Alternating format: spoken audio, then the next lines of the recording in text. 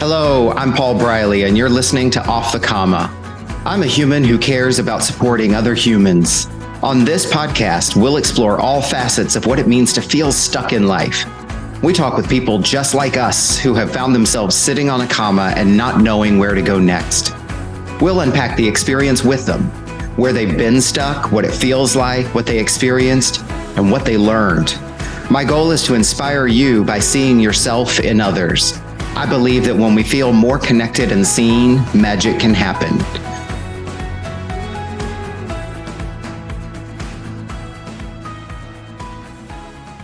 Hey everybody, this is Paul here, and this week's going to be a little bit different from our usual interview format. We're going to take a break and take some time to do a little bit of reflecting. And for this week's episode, really, it's just going to be me talking about some things that are kind of top of mind, and really sort of three things that I wanted to talk about this week. One, I want to reflect on the progress of the podcast so far, 20 episodes under the belt. That's pretty cool. Two, I want to talk a little bit about something that I did for the first time, and that is travel abroad for an entire month.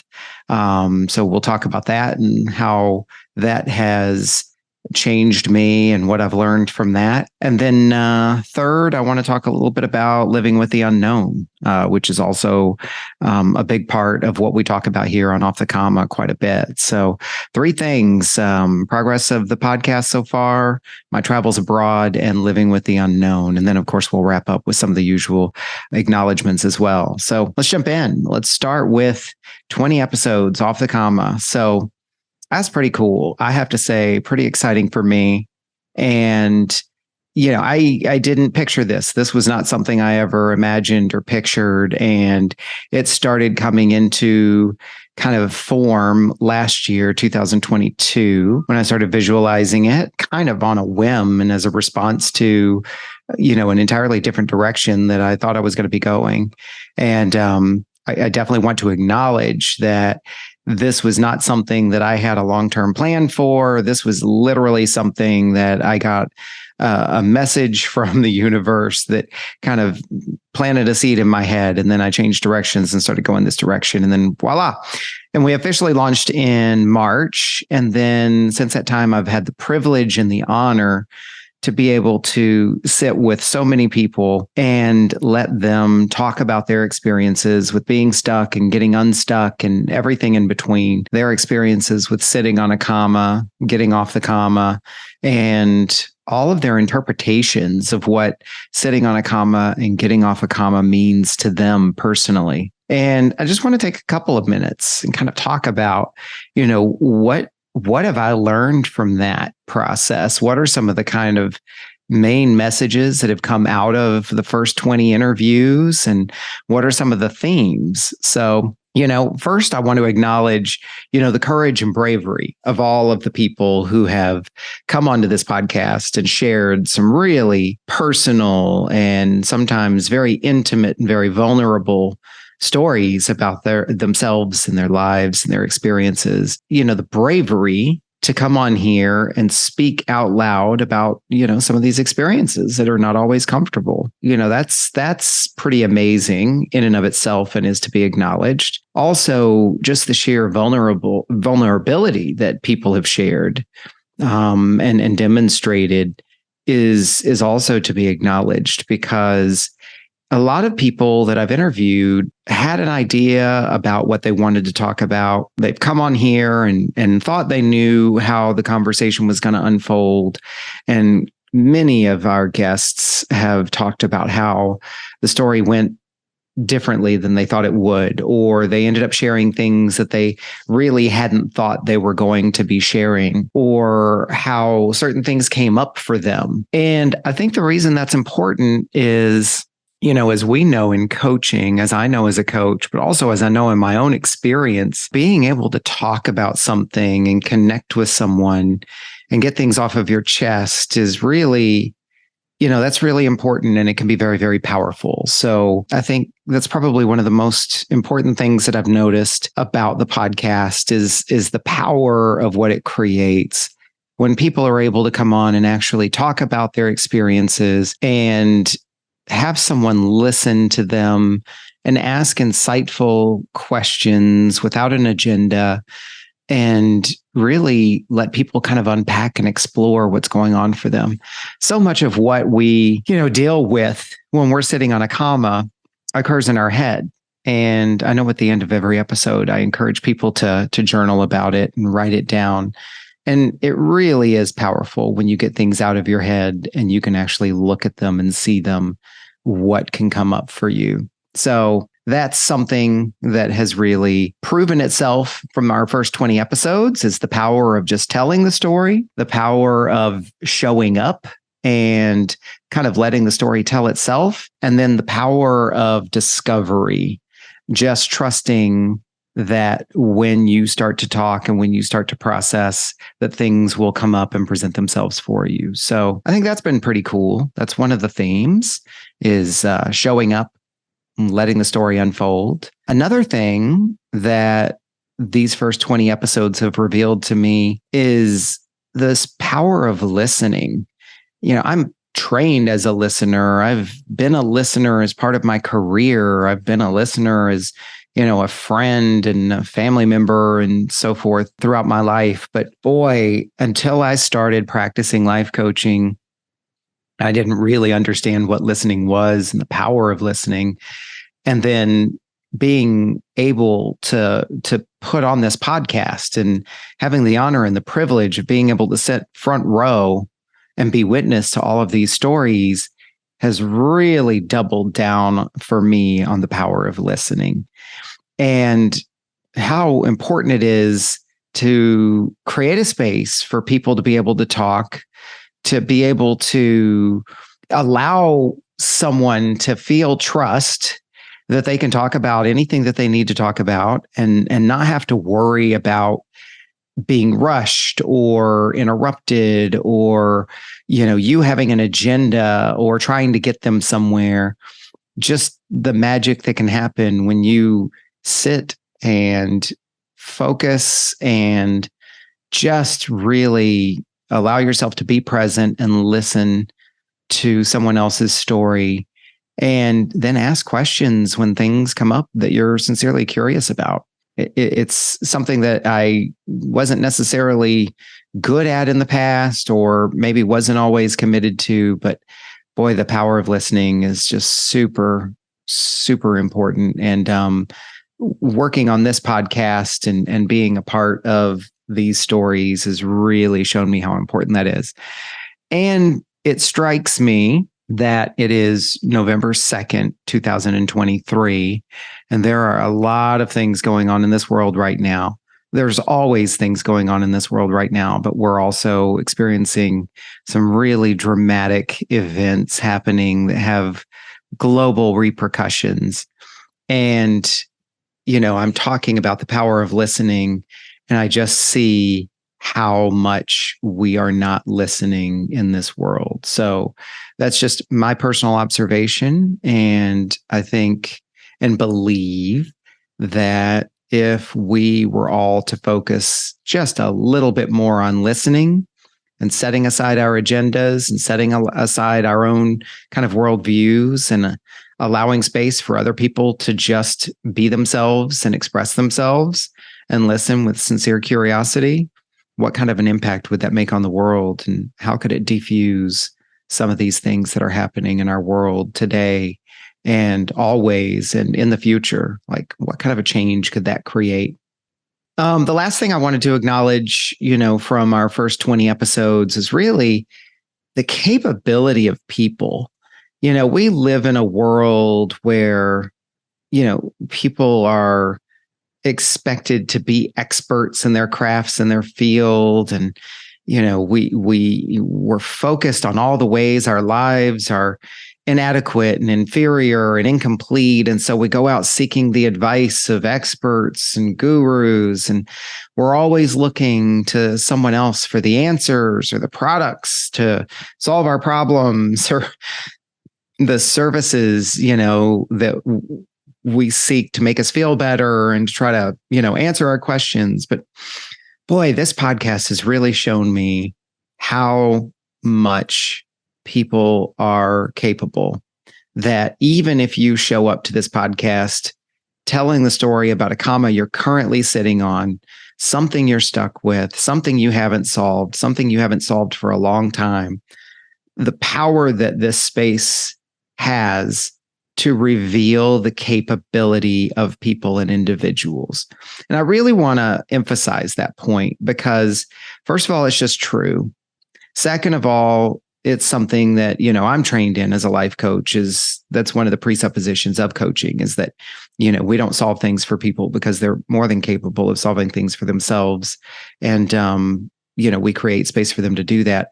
But also just to acknowledge the power within each and every one of us, the power that we as individuals have if we're given the trust and the space and the room and the ability to kind of work through things. So I just wanted to acknowledge that the capability that people have. This has continued to be reinforced for me. And, that was one of the premises that I built this podcast on. Was I don't want to be an expert. I don't want to be on here giving people advice. I want to talk to people about their experiences, and they're not necessarily giving advice either. They're just talking about what happened for them. And when we observe each other and listen to each other, we might learn things that might help us. And our individual capabilities spark and inspire other individual capabilities. And then the connection between those capabilities really reveals, intensifies, magnifies, amplifies our shared capabilities.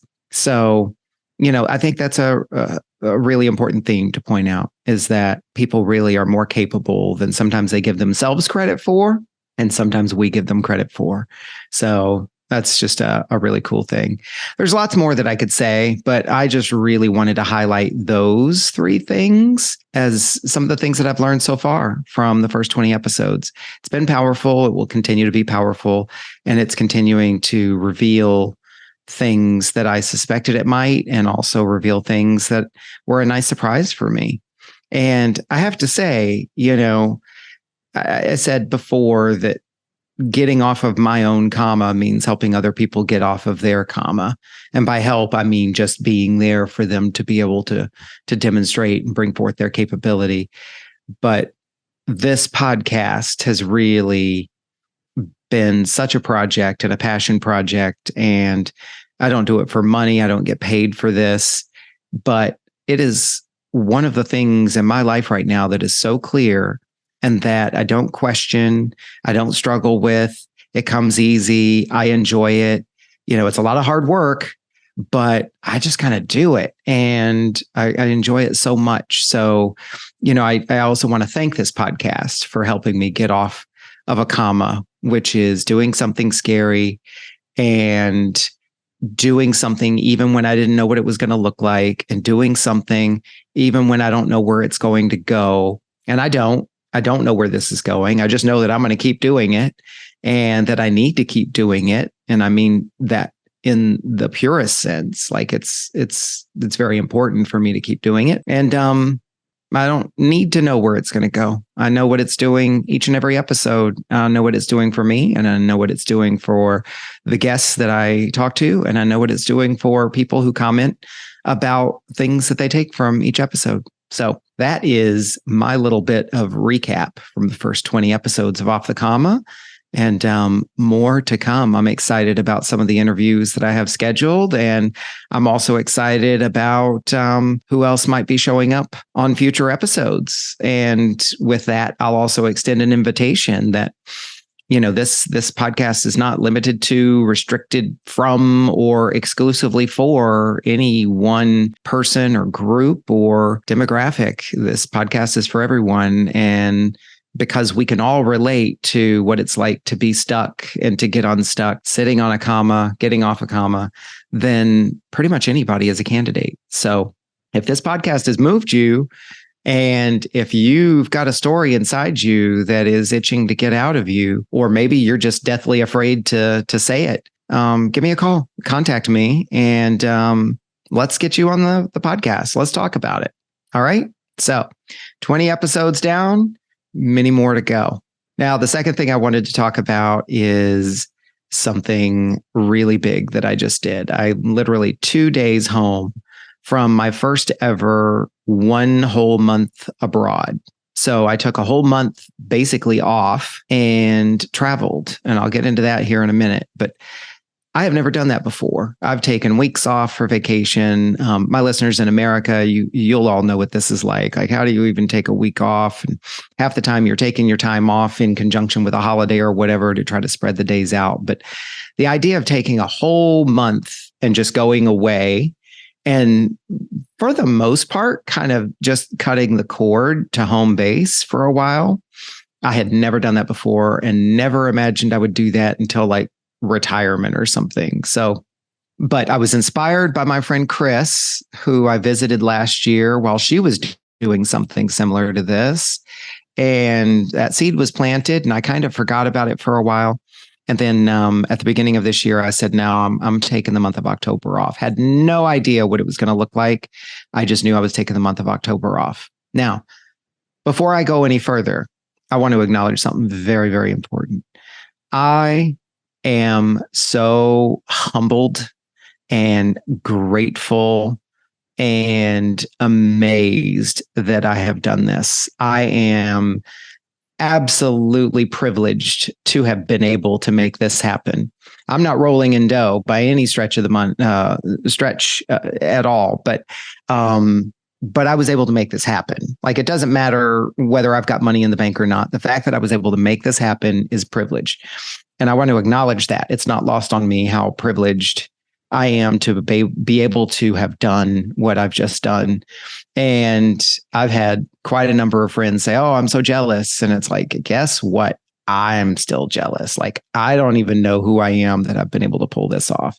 But I did it. I did it. And I didn't necessarily know how I was going to do it. I just took it one step at a time. I did something that my coach Cammie said, and Allie said a long time ago, which is just book the thing and figure the rest out when you get, along the way, and before you get there. So I did. I set an intention. I said, I'm going to go away for the month of October.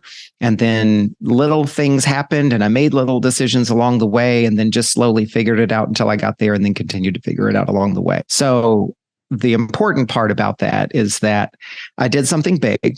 I did something that was a little bit scary. I did something that I didn't know how I was going to pay for it.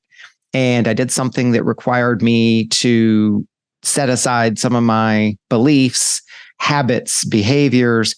And I did something that required me to also ask for help along the way. And I feel very fortunate. I feel very privileged. I feel extremely grateful, and I am humbled by the experience. So, for anyone who's harboring a secret passion or, a desire, whether it's travel like I've done or something else that feels like a splurge or an indulgence, ask yourself, why is it important for you? And if it's important, do it. Just do it. You don't have to have it all figured out up front. You don't have to have a master plan and a project plan and an itinerary. You can make things happen. You can make a lot more happen than you know. I'm proof of it. So, not trying to give anybody advice. I'm just saying, man, my life has changed as a result of it. And I think it's going to continue to unfold over the weeks ahead as the magnitude of this unfolds. So what is this? What is this that I'm talking about? So I went to London early this year to attend a training workshop and explore. And while I was there was kind of a vibration for me. It was a different kind of excitement about traveling than some of the other places I've been to. And by the way, I just want to kind of call out the fact that travel is my thing right now. I'm 53. I don't drink alcohol. I'm a vegetarian. I'm single. I don't have kids. So there's not a lot of things that I really get all carried away with or, have to indulge in. But travel is really my thing now. That's if I work, that's what I'm working for, is travel. And so I get excited about all these cool places that I'm going, right? And excited about just the person that I am for being able to pull this off. But when I was in London, there was something different happening there. And then make a very long story short, looking at my ancestry DNA, which I had already known, my ancestry all comes from, it's like 40 or 50% English, Wales, then 20 or 30 some odd percent Scottish, and then another 20 some odd percent or 15% or so Irish. And then the rest of it's all single digits. So it occurred to me while I was there that it's like, oh my gosh, this is kind of where my ancestry's from. So it feels a little bit like home. So no wonder, right? But when it came time to decide where I was going to go, I already had ideas and plans for another destination, but I could not get London out of my mind. And so I said, I'm going to London for October. And I did. And I ended up booking the ticket. The ticket ended up being ridiculously cheap, just kind of out of the blue. So I'm like, that must be a sign. And then, I was already connected with a whole bunch of brand new friends. You all know who you are, shout out, in London and in the UK broadly. And then I did something scary, which was after I was looking at places to stay and how much an Airbnb was going to cost for a month.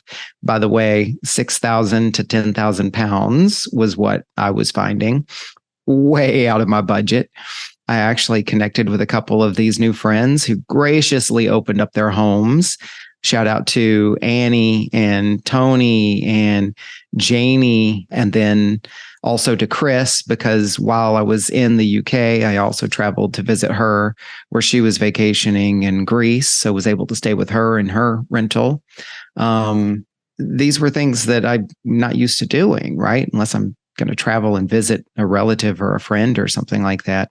But to travel abroad and then ask to stay in people's homes, that was kind of a stretch for me. So, but I did it, and people were so gracious, and that enabled me to make plans and start to think about, what my trip would look like. And then I was able to fill in the gaps with some frequent flyer miles and some credit card points and things like that. And obviously some expense out of my own pocket, but slowly the trip was built. That said, a month away, that's way too big of an experience for me to go, week by week or trip by trip.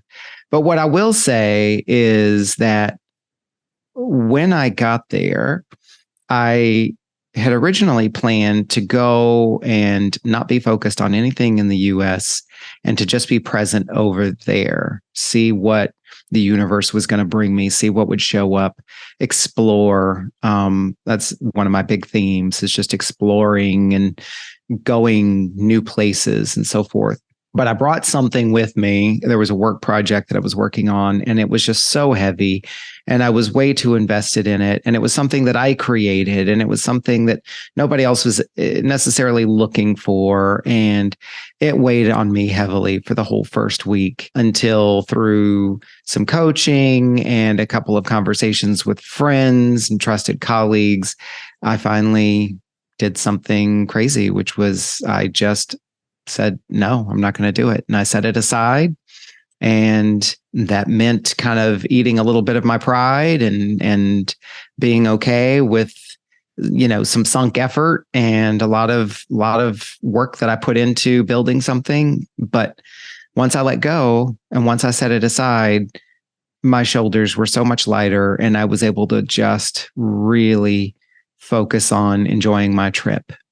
And the trip was less about vacation and more about exploring.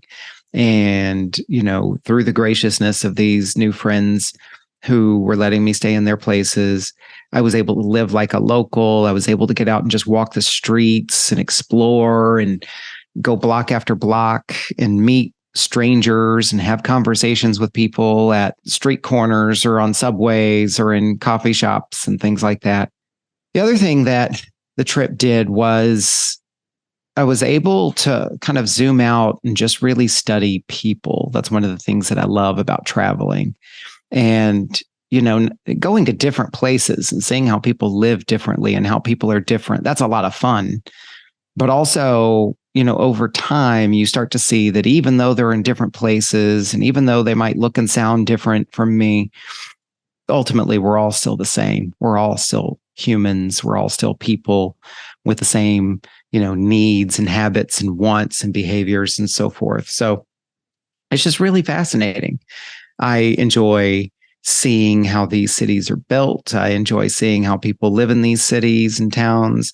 I enjoy the history that comes with these cities and towns.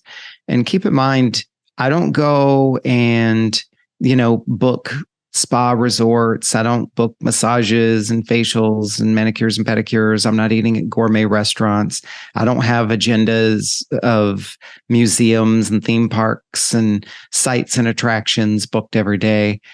I'm literally waking up and then getting dressed and throwing a bag on my shoulders or back and going and walking. And just a lot of times I was just having like coffee or tea and takeaway sandwiches from whatever the local coffee chains were, sandwich chains.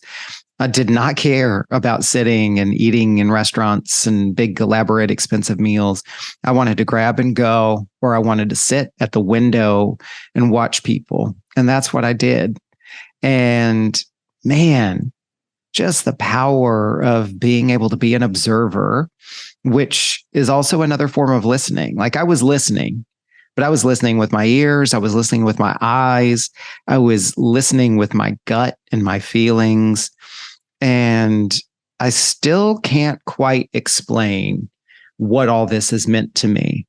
But what I will say is that this travel and this opportunity to meet people and spend time in other places and do things differently and know the hot water and the cold water might not work the same way, or the shower doesn't have a curtain, it just has a half piece of glass, or or they don't make iced tea. So I started drinking iced coffee. They do make iced tea, but not very many places. Funny, the capital of tea in the north doesn't do iced tea. So I started drinking iced coffee, which is a first. But yeah, all these things that they do a little differently and quirky, but it still works, right? It still works. And maybe I'm rambling a little bit here, but yeah, the travel did things for me, and it gave me an opportunity to set aside all of my normal ways of being and my normal habits and daily routines and just go and be me somewhere else, completely unfettered, completely untethered, completely without an agenda. And it was amazing. It was absolutely amazing. And who gives a shit about massages and shopping and fancy meals? Like, I did not care about any of that. It was just the walking. And to that matter, so the stats are from October 1st to October 31st, I was in 3 countries, 9 cities, 12 different bedrooms, and I walked a total of 200 miles over the month. And I couldn't be more thrilled, and I'm still pinching myself. I don't know who I am that I did that. And it's so cool. The last thing I'll say about that is that it reinforces the power of listening, because also along the way, in addition to all of the friends that I spent time with while I was over there, and the friends back here in the States and in other places that I continue to stay in touch with, through messaging and so forth, I also met some people along the way, like Colleen in Reading, who just happened to sit down at a bench with me in a plaza while it was raining. And she was a little bit early for her doctor's appointment. And we said hello. And next thing you know, she's telling me about all of the places she's traveled. Colleen was probably at least 20 to 30 years older than I am. And she kept telling me, no, you keep going. And you're at the perfect age to be doing it. And then there was Mohammed on the train from Manchester to Reading. And he was just the young man sitting next to me who started up a conversation, and then come to find out he's in university, or uni, as they like to call it. And that he's from Qatar. And I did not know that when you learn English in Qatar, that there's 2 different universities you can go to, because they not only teach you the language, they'll teach you the accents and the culture and the meanings.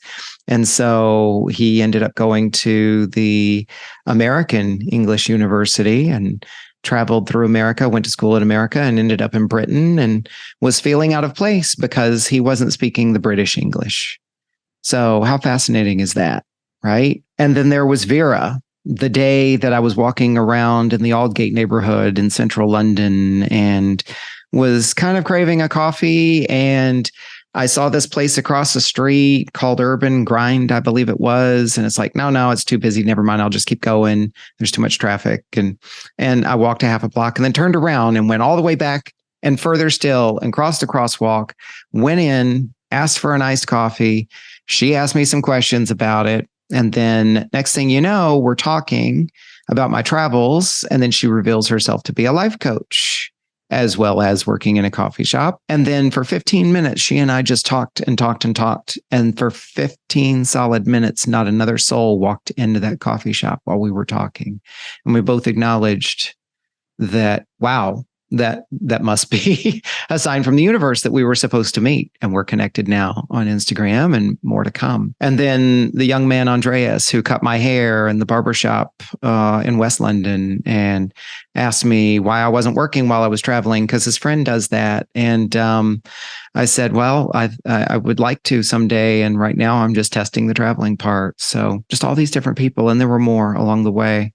The woman in at Southend-on-Sea, who, as I was getting ready to leave and head to my train and was doing my last walk around town, she gasped and sighed because she was carrying 4 bags of groceries and had set them down because her hands hurt. And I asked her if I could give her a hand, and she said, sure, and said, just follow me. And 3 or 4 blocks later, we're walking into her restaurant on the boardwalk, and she's sharing with me about how, now that winter's coming on and business is getting slower, she wasn't sure if she was going to open today or not. So just all these interesting little stories and just people that I met along the way who were just like me and all of my friends and so many people that I don't know as well. So what a great experience. And that's all I'm going to say about that. It was crazy.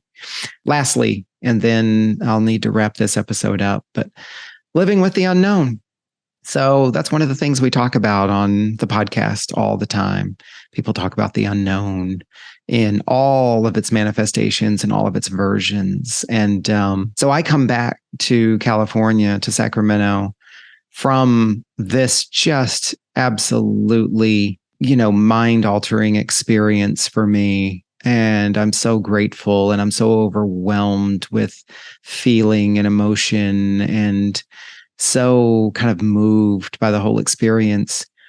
And I'm not sure what's next. I do have some more trips planned, and I'll save that for another conversation. So I do have a trip planned for November and going to visit a friend in December. But, work-wise and project-wise and even income-wise, like not entirely sure what's next. I mean, there's little things here and there, but this journey that I'm on is not about a stable, steady income and a golden, ticket retirement at the end. Like I have definitely chosen a different path. As Danielle Ponder says in her song Frey, I'm on the edge of existence sometimes, right? Because I'm outside of the norm. I'm outside of the kind of the mainstream. And so I don't always know what's next. I am very grateful for everything that the universe provides for me. And I am very grateful for the fact that I am not going hungry and I'm not going without, and I'm able to travel. But one of the things that I often struggle with, and that is one of the commas that I sit on, is that, I still live with this belief that there's supposed to be this steady, regular paycheck and steady job and steady identity, and that you just go and do all these things on a weekly basis and so forth, the traditional job. And I know that works really well for so many people, and I don't knock that at all. But it doesn't work for me, and I've chosen this path. And so I'm living with this, like, what's next and where is the next thing coming from? But what I want to acknowledge is that unlike in the past where I would be panicked or scrambling or, like doubling down on trying to create and make things happen, one of the things that's changed for me is that I have learned to trust. I want to acknowledge how much of a privilege that is and how grateful I am, because I know there's so many people who are living in uncertainty right now, who don't know what's next, who are dealing with so much more significant things. Where is the food coming from? Where is my safety? Where is any sense of normalcy or rest or peace? When do the bombs stop? So it is with a heavy heart and much humility that I acknowledge living with the unknown and recognize that I'm able to trust that it will be okay.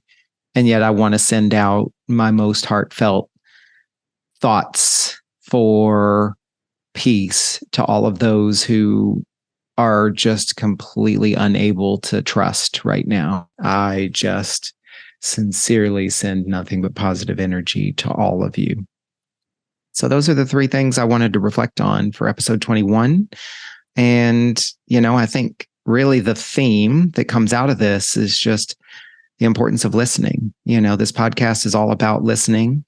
This podcast is all about vulnerability. This podcast is all about capability. And what I'm noticing in my life as of November 2nd, 2023, is the importance of listening to others, the importance of listening versus speaking or acting, and the importance of listening to myself and my inner wisdom and to the universe. So that's what I'm working on right now, is listening. I'll leave you with for this episode. Like with all episodes, I too want to make some acknowledgements. And the first acknowledgement is a very difficult one, because I want to acknowledge my friend Ray, who sadly we lost about a few weeks ago. And it happened while I was on my first or second week of my travels. So I was unable to be there with his wife and truly one of my best and dearest friends, Heidi. So I want to acknowledge Ray, you, for all the years that you were such a good friend, and for the peace that I hope you have finally found. And Heidi, just for all that you have been and are going through. And just know that I love you, and I'm just sending all of my best to you, and I will look forward to seeing you in December. So Ray, peace to you, my friend, wherever you are. And then I also want to acknowledge all of my friends in the United Kingdom who were not only gracious enough to give me a place to stay, but were gracious enough to take time out to come and spend with me, from the friends who met up with me for lunches or coffees, or the sober guys, the friends who let me be part of the big after party launch event in Manchester at the end of the trip, to the friends like Emily and Tony, who let me come and do laundry at your places. Obviously, Tony and Annie and Janie and Chris for letting me stay with you at different points through the month. And all of you, also some of the new friends that I met at Janie's workshops up in Kings Langley, and some of the new friends that I met at the after party event in Manchester. One of the conversations I had with somebody along the way was, we were talking about death, and we were talking about leaving the world alone, or, coming into the world alone and leaving the world alone. And I said, do we really leave alone? Aren't we really taking the fingerprints and the essence of all of the people in our lives that have touched us? So these connections are also important. So look at the connections that you have in your life. And I can't not acknowledge all of the other friends, right? I know it seems like I'm focusing on all these new friends and these friends in the UK, but boy, I wouldn't be who I am and where I am if it wasn't for all of the other people in my life who are still with me, or maybe they were just here for a reason or a season and have moved on. But all of the people in my life who have shaped me and had an influence on me, particularly the women in my life, because I can look back now on my long history, and I can definitely say that it is definitely the women who have had an influence in my life that have shaped me. So thank you to all the women in my life, and all of the women who have played a role in bringing me to where I am today and making me the person that I am today. So that is all that I have to say for episode 21. And not going to share how to find me because you already know how to find me. And I will look forward to talking to you all again on the next episode of Off the Comma. Meanwhile, have a great rest of your day wherever you are, and I hope this podcast finds you well. What an honor it is to witness these stories from these amazing human beings, and today's guest was no exception. I invite you to think about what you learned from this conversation. What stood out for you? What challenged you? What inspired you? And I encourage you to write it down in some form of journaling and reflection. I can't tell you how magical it can be to set aside your expectations and just let your thoughts flow out of your head and onto paper. You don't have to have an agenda. You don't have to do anything with it, but you can be amazed at what comes out of your thoughts and onto paper and what that can do for you. I know freestyle journaling has been a powerful practice in my life for a very long time. You just never know what you might discover about yourself. Thank you for listening to this episode of Off the Comma. Follow me on social media at Off the Comma, and also look for upcoming workshops and events at offthecomma.com, or better yet, go to offthecomma.com and sign up for my mailing list and let me bring the news directly to you. I am passionate about keeping this podcast ad-free so that we create a safe container for people to be able to tell their stories uninterrupted by commercials and promotions. I currently cover all the production costs, and I'm happy to continue doing so. And I'm also open to and appreciative of any donations that anyone would like to contribute. This is nothing more than to be able to support the podcast and cover some of the monthly editing and producing and equipment costs that are associated with this podcast. So look for the donations link in the podcast descriptions wherever you find this podcast. Be sure to like this episode, follow the podcast, and more importantly, spread the good word. If you were moved by today's conversation, pass it along to someone you care about. As always, keep noticing.